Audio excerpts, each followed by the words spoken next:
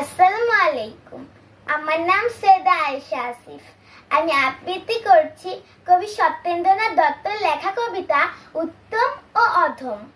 কুকুর আসিয়া এমন কামড় দিল পথিকের পায়, কামড়ের চোটে বিষ দাঁত ফুটে বিষ লেগে গেল তাই। ঘরে ফিরে এসে রাত্রে বেচারা বিষম ব্যথায় জাগে, মেয়েটি তারই সাথে হায় জাগে শিওরে রাগে।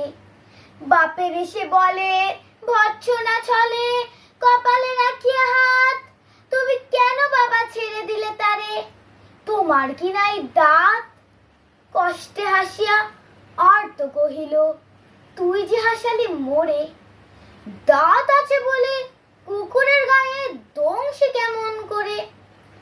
কুকুরের কাজ কুকুর করেছে, কামড় দিয়েছে পায়, তাই বলে কুকুরের কামড়ানো কি মানুষের সেবা পায়?